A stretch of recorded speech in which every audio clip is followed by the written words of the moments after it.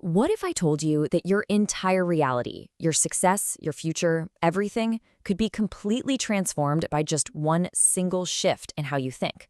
Well, we're about to dive into a story that shows exactly how powerful that shift can be. So let's start with a really big question. Is your mindset your greatest asset? To answer that, let's think about a man who lived at a railway station. His life was completely, and I mean completely, redefined the moment he understood the true answer to this very question.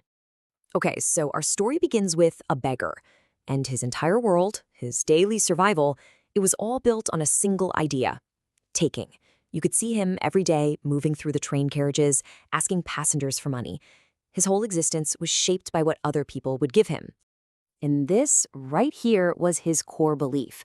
This was his identity. Whenever someone asked him if he ever gave anything, his answer was always the same: I'm a beggar. How could I possibly give anything to anyone?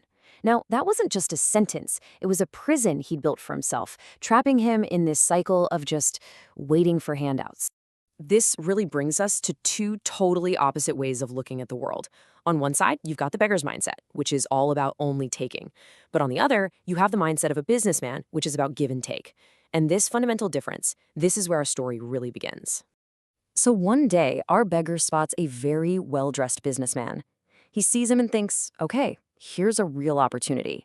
He goes up to him to ask for money, but instead of cash, he gets something so much more valuable: a challenge that would change his life forever. The businessman looks him right in the eye and says, when you can't give anything to someone, you have no right to ask.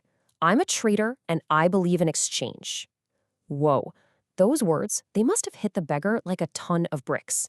It wasn't just someone saying no, it was a direct challenge to his entire way of life.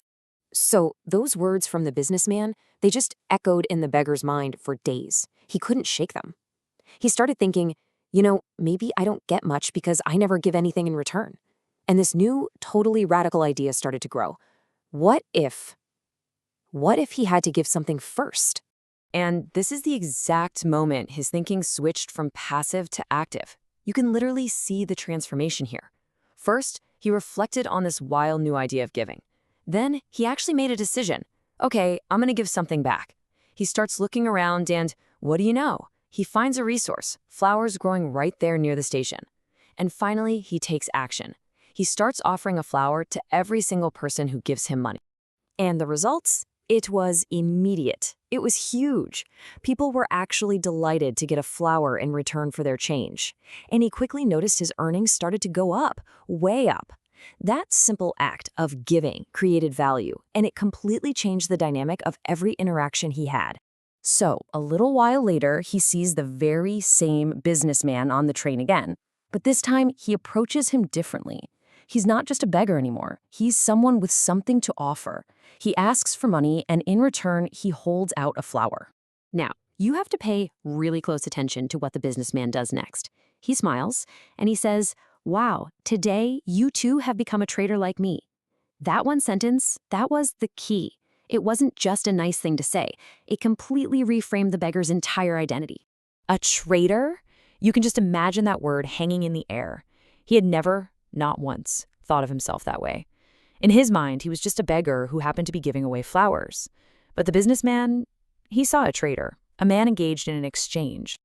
And in that one moment, everything just clicked into place.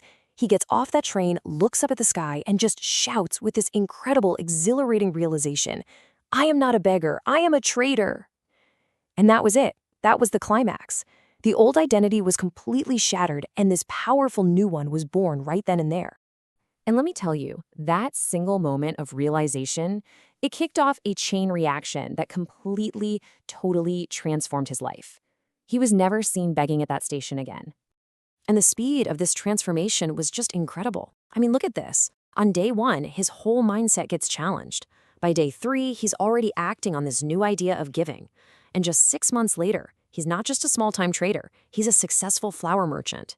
So fast forward 6 months, and you've got 2 businessmen in suits meeting on that same train line. One of them recognizes the other. It's our mentor, the original businessman. And the man he's talking to?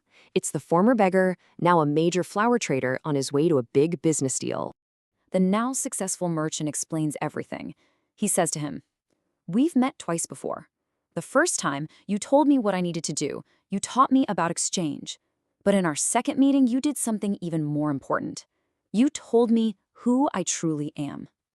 You see, this story isn't just about a beggar and some flowers. Not at all. It's basically a blueprint. It's got two incredibly powerful principles that literally anyone, anywhere, can use to unlock their own potential. Okay, so the first big lesson is the law of give and take. It's a fundamental rule of the universe, really. If you want to receive value, you have to provide value first. The second our guy started giving, his world started giving right back to him. But the second lesson, honestly, this is the real game changer. It's that your self-perception literally shapes your reality. He suddenly realized people weren't just giving him charity. They were buying his flowers. He wasn't a beggar, he was a small businessman. And that's the key. To become big, you have to first think big. You've got to awaken your own self-respect and start seeing yourself as a person who brings value to the world. And that really leaves us with one final question to think about. The beggar's life changed forever the moment he changed his answer to this question. So I'll ask you the same thing. Who do you believe you are? And how is that belief defining your life today?